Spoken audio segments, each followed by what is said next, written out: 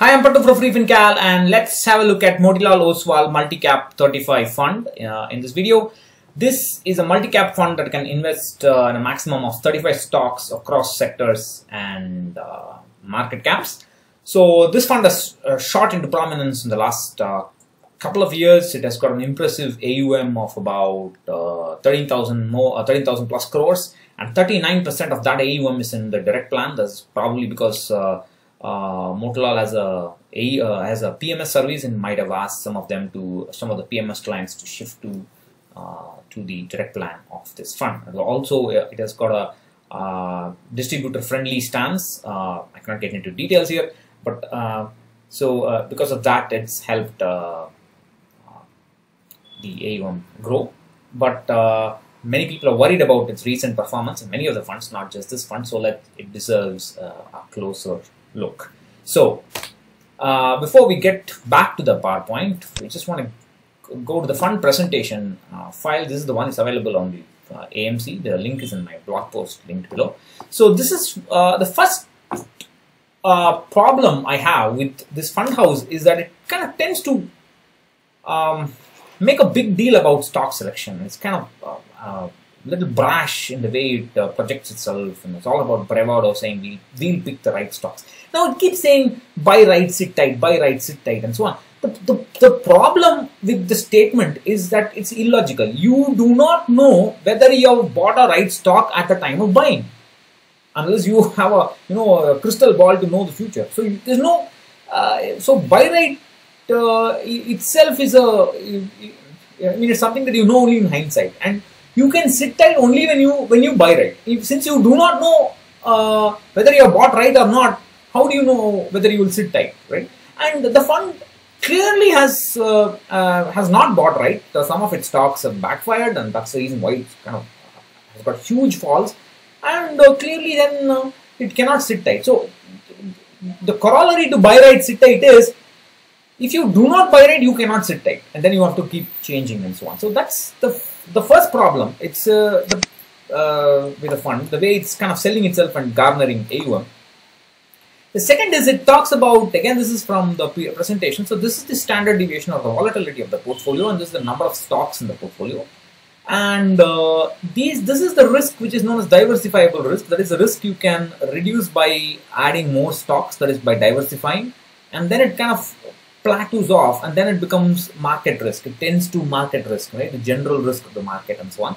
So the fund says it will kind of it will balance diversifiable risk and market risk, kind of be somewhere in the middle. Especially for this fund, this is 35, so it's it wants to invest in 35 stocks. There is a 25 fund and so on. So anyway, so the problem is it keeps saying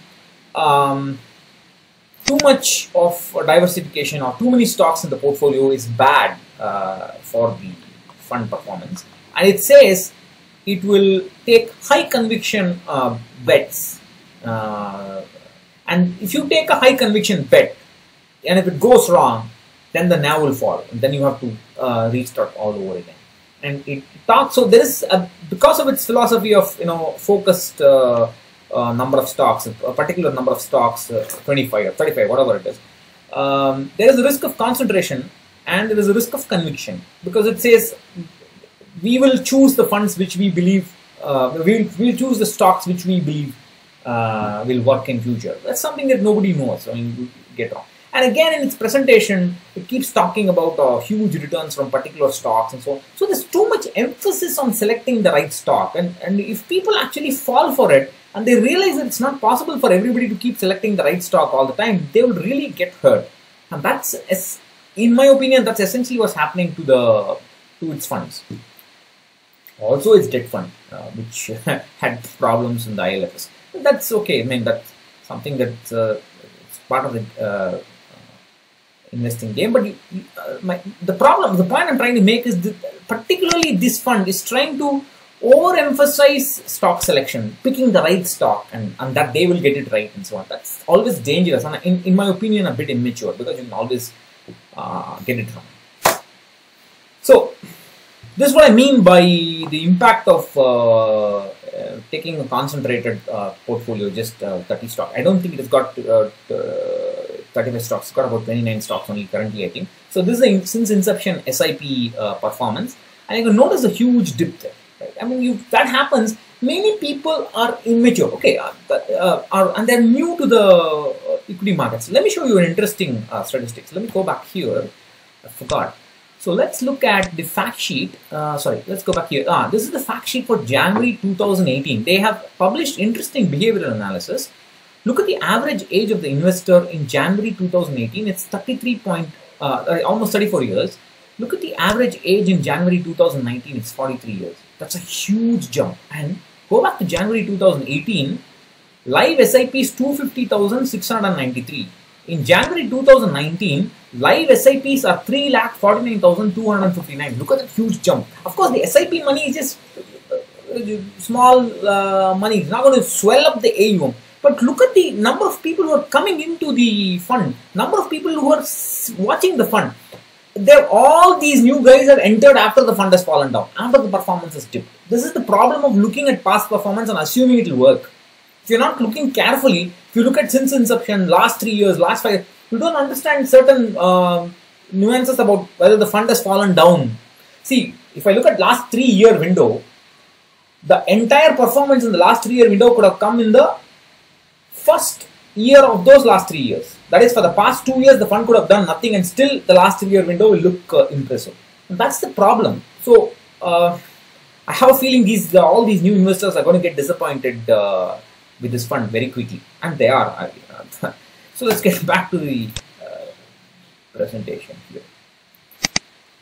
So that's what I want to say about that. And well, fund performance-wise, overall performance-wise, if you look at the since inception performance, the most certified fund has bet Nifty 500, which is its benchmark, and the Nifty Next 50. There's no question about that.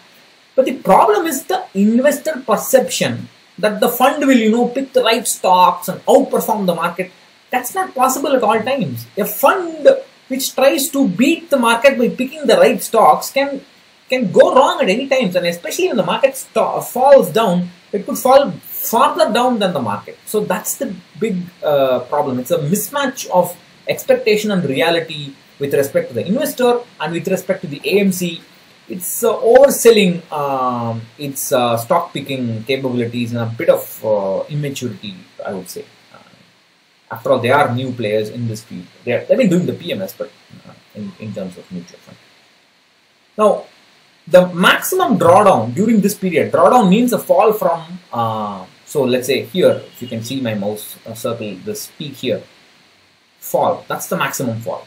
That's called the drawdown. How much it falls down from its peak, from its most recent peak. Of course, that's not the peak is here. So from this point to that point, this is the peak to that point. That's called the maximum drawdown. So the maximum drawdown for Nifty 500 during this period, the window that you see, is about 20%. And for the fund is about 19%. So only 1% less. The Nifty Next 50 has a drawdown of 21%. So, so this fund is not gonna. This is not the fund you expect to provide downside protection. You are not going to get low volatility compared to the Nifty 500. Compare a significantly lower volatility than the benchmark, the Nifty 500 with this fund. This is the fund which tries to beat the market when the market is moving up. This may not beat the market when the market is moving down. So you have to be very clear about what to expect from this fund. Now I have a tool called the fingerprinting tool. So essentially we look at the monthly returns of the fund and the monthly returns of the benchmark, and then we kind of bin the performance, the comparative performance in 4 pockets. The green pocket is fund, the points fall here, it's fund outperforming the market or the index. Fund outperforming the index when the market is going up, and underperforms when the market is going down. Fund underperforms the market, period. Fund outperforms the market when the market is down, and underperforms when the market is going up.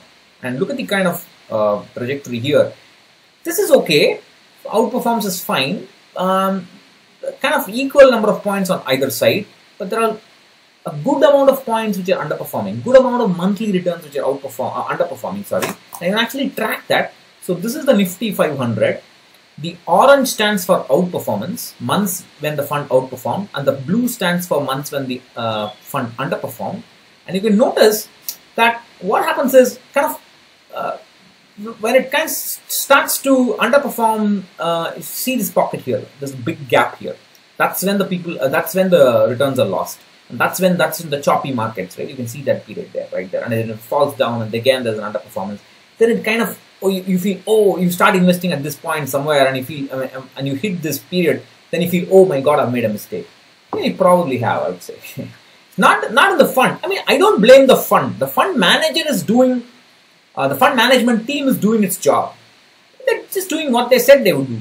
It's the perception of the investor based on what the AMC sales team is doing. Please recognize the sales team and the fund management team are completely different entities. The fund management team probably doesn't like what the sales team is doing. They're doing the job, but they don't have the same goal sometimes. And this is the fingerprint with respect to Nifty Next 50. Again, it's decent, but good amount of points which are underperforming, which is true for every fund. Let's be honest. It's not just this fund, but again, what I'm trying to say is this fund has not done anything spectacularly wrong. It's a good fund. It's doing well. It's just the investor expectation was that, and the fund actually performed that there, and that's the problem. That's the disappointment. So it's not the fund's mistake, it's the investor's mistake and the AMC's mistake. The AMC says it will endeavor to construct such a portfolio that the product is best suited for medium and long-term investment. Please interpret medium means 10 years for this fund. Long-term is more than 10 years. New investors, I mean, if you want a fund which does well during up markets and has a very choppy, volatile ride, then choose it. But my advice is don't choose this fund. Avoid this fund. This will not work unless you have super patience or you just don't care about what's happening. Right? Anyway, you cannot put too much money into such a fund. Returns will, all the money that returns that you got might evaporate when the fund falls. During just a couple of months it will fall, and then things will change. People who are saying, oh yes, it's very important to be patient, then they will start saying, oh, equity is a useless asset class and so on. So I would suggest new investors to avoid such funds, period. If you are an existing investor, if you are worried about the last few months' performance, my suggestion is look at your own investment strategy. Do you even have one? The fund is behaving the way it says it would. You have only two choices. Be patient and wait for it to perform, and it will perform only when the market moves up, in my opinion. Otherwise, choose a less volatile fund, because this is not a good fit. And that's the problem with, you kind of push investment strategy down a throat, and you expect, oh, let's do it. They're taking a focused portfolio. It's a concentrated portfolio. They'll buy right and sit tight and all that kind of thing. Perceptions in the mind is not going to work. So please don't fall for that. It's not their fault per se. It's our fault as well. So this is one of my favorite quotes in life. It works especially for the equity markets by singer Dolly Parton. If you want the rainbow, you gotta put up with the rain. Otherwise, you wear a raincoat and then you travel. So it's up to you. So choose so first of all, have an investment strategy, then worry about the funds that you hold. It's that order. So that's it for this review. I'll catch you again in another video. Have a good weekend.